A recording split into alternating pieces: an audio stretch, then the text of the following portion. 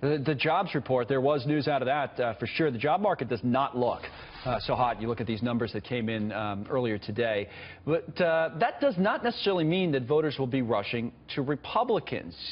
College Republican Alex Smith has a message for other Republicans that young voters do not think the GOP necessarily has the answer. Millennials Christi Kunzig and Jessica Tarlov are with us as well, so it's a kind of a millennial get-together here about Alex's point, which is, I guess don't take this for granted that some people said earlier, the jobs report's horrible, it's a layup for Republicans, they can go out and make the argument. You don't think the argument is sticking so far in this campaign with young people?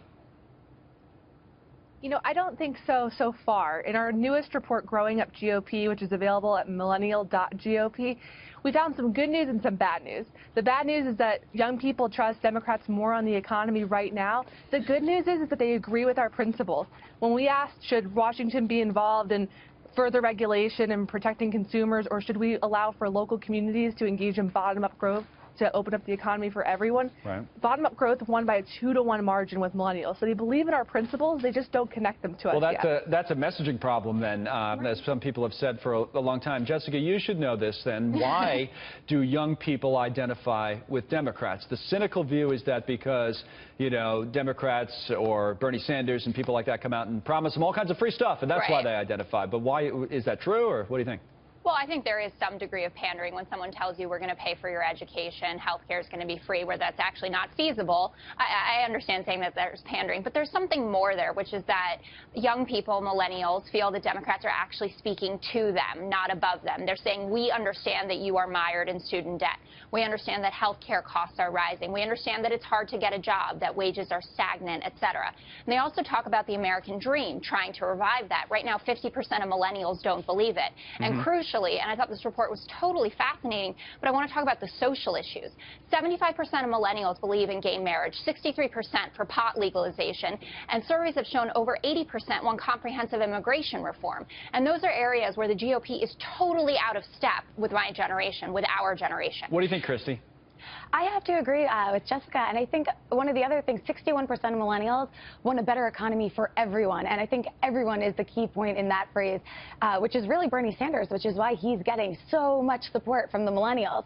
They really think that he's going to be able to raise everyone up. They don't realize that his policies are actually going to drag everyone down. And Okay, so then, all right, so if that's true, or, you know, I guess we could sit here and debate that all day long, but is it a messaging issue? I mean, I think that's where we started with Alex. The Republicans somehow have an argument, at least she thinks, maybe Jessica, other people would disagree, but she thinks this is an argument that would resonate, that we're going to lead to have stronger economic growth, and you're going to pay lower taxes, all this kind of stuff. That shouldn't be age-based, but a lot of times it is, Alex. You know, like that was the old joke that people are liberal when they're young and they're conservative as they get older. I mean, there may be still some truth to that.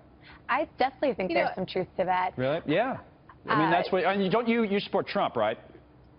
Yes, I am a huge Trump supporter. But I think there are so many ways that they could really target us and get their message across that they're not utilizing. So what should be done differently, Alex? Do you think? One of the things. Oh, sorry, Christi. Go ahead, Alex. We need to speak to this generation in a language that's relevant to them. You know, what's interesting for a millennial is that freedom is so ever-present. Everything that we do, that we don't even think about it. We take it for granted, in fact. Right. So we know freedom as a generation. We just don't use the language of the greatest generation. Give me an argument that you think works. An argument that works is an argument based on a smartphone. A smartphone is something that works from the bottom up, that empowers you to make your own choices as an individual. You know, why would you want a top-down government that places everyone in the same health care box? I'm watching Jessica's face.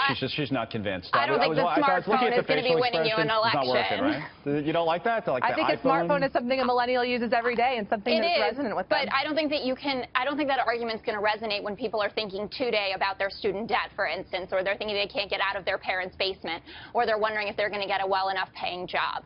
And I think that's really the issue there. And I do believe that the GOP has a severe messaging problem, but they also have a severe policy problem. And that's really where they need to work out there. And I'm not saying the Democrats are... Christi's on board. I don't know if it was because of the smartphone argument. Maybe she knew that before everybody else or something. Well, 2 millennials for the GOP. That's enough for me. The rest of you can come with us. Thanks, everybody. Alex and Christi and Jessica.